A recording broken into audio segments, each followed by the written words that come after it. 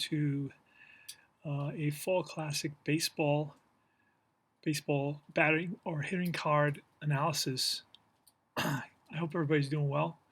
And I had some struggles with the sound, and this is like my 10th version of this, so um, forgive me for the bumpy start.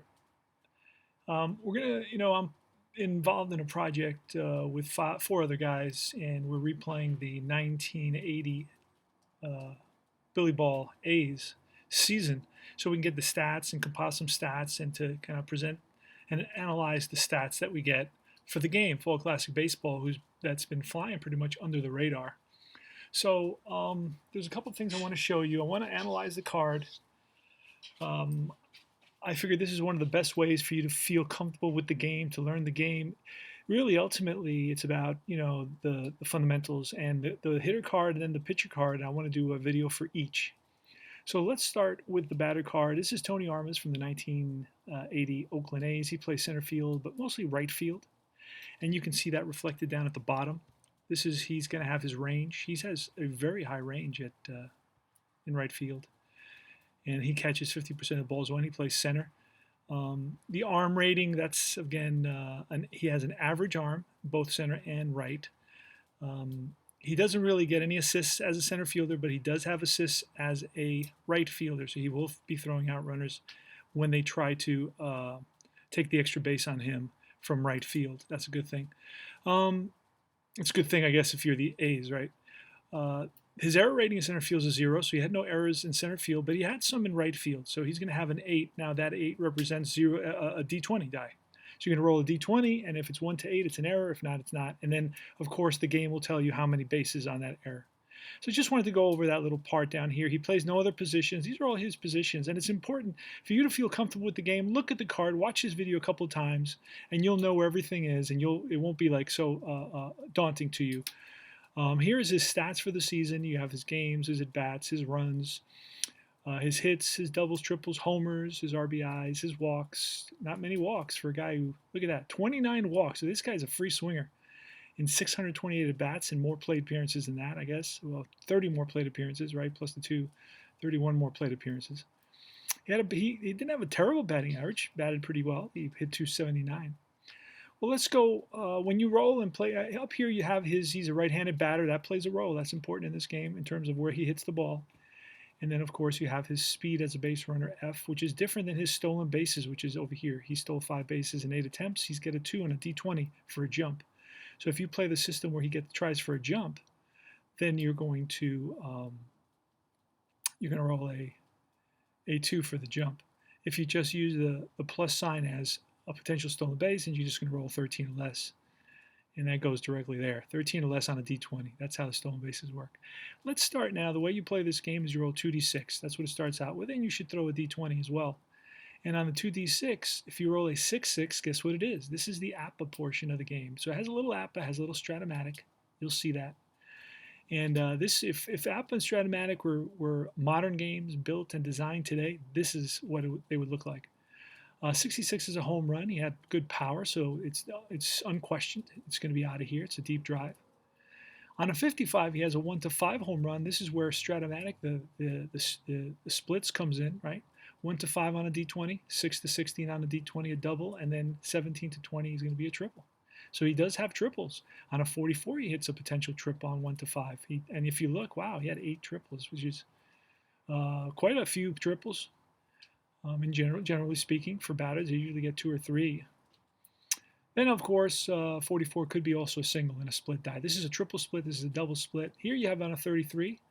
You read the red, then the white, obviously, when you roll 2d6. And the 33 would be a single. 22 is a single. 11 is a single or an out. So, and plus the plus sign means a stolen base.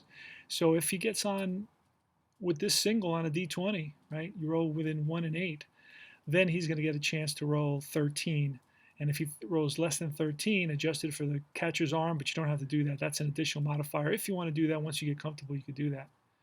Strong catcher's arm is a +2. Weak catcher's arm is a -2. Or vice versa, or the opposite. A strong catcher's arm is a -2, which would be 11. And a weak catcher's arm would be a 15, right? You would add 2. And then you roll a d20, and anywhere 1 to 15, it would be a stolen base. Very simple, very straightforward, and most of the game runs just like that. Okay, here's not this. The outs don't start so soon. It depends on your batting average, right, and on your on base percentage. If you have a high on base percentage, these could be walks, these could be hits. It depends. He batted 279, so the outs start here. The X means if it's a ground, it's an auto, and there's runners on base, there's going to be an automatic double play. If it's a grounder, and he's got a bunch of those, so he did hit into some double plays, and he's got another one at 25. Here the K is obviously what that is, right? 15 to 23 is going to be an automatic K. On 24, it's a 1 to 2 hit by pitch, so you can roll that d20. And if it's anything else, it's going to be an out, and then you just pull a card, or you can look and see what kind of out it is. Here's another out with a ground ball modifier of automatic double play. Now 26 is your splits number. 26, if you roll a 2-6, let's say a red 2 and a white 6, that's going to be your throws lefty versus a left-hander. He's going to get a single, so he hits lefties better than righties. Then you get your 31 all the way down to your 42, which are pitcher cards. Whenever there's a blank, that means go to the pitcher card and look at that. And my next video is going to show you how to read the pitcher card. You see that little plus there? That's something that you'll scratch your head on. Well, that just means that if he gets on a walk, let's say you go over, you roll this 32 and it says a plus, that means you go to the pitcher because it's blank, it has no result, and the pitcher says walk or single. Guess what? He's going to try to steal. 46. 46 is your ballpark card. His hitting side makes a difference because you have results for right-handers and left-handers. Now, the 51, 52, and 53 are different animals altogether. They're the KD defense. KD is on the pitcher card, and that's going to be like a 1 to 2, 1 to 3, and 1 to 4 strikeout. So if you roll really low numbers, you're going to get a K. Don't forget to do that. Sometimes we forget. And then it's going to be a defensive check. On who? We don't know. It'll tell you. The game will tell you. It'll either tell you on the result or on the fast action card. I recommend the fast action cards. It's the best way to go. So 51 and 52 are going to be error checks. It could be infield or outfield. It changes, varies. 53 is a range check. So that's where the range, you see the range down there? You read across, range 15 in right field. So if you roll a d20, 1 to 15, he makes a great sliding, diving, rolling catch up against the wall, however you want him to do that. And then a 54 chart result is going to be like a wild pitch, pass ball. It's going to be a two-base error. It's going to be some unusual plays and some things like that. And that comes up every so often. You go all the way down. Blank is going to the pitcher card. Then right here you got. I don't know why I had. Oh no, I don't want to do that. It's okay. Let's see. Tony Armas. No, don't want to do that either. Let's see if this will work. We should have just left it the way it was. Yeah, that's not going to work. All right. So now I'm totally screwed unless I can open that up again. Let me open that up again. And then slide Armas over. No. No. I don't want this to happen. Okay. Well, this is not what I wanted to happen. And I can't budge this now. So let me just go back over to, okay. Let me just go back over to Armas. No. Let's try this. And let's try this. All right, a little bit better.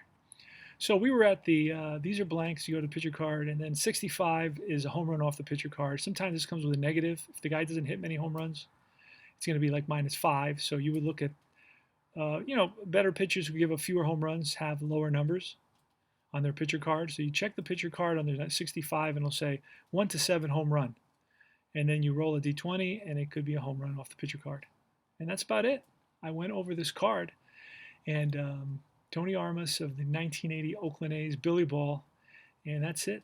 So if you have any questions, reach out to me on YouTube or get a hold of me at the Universal Baseball Association Facebook group.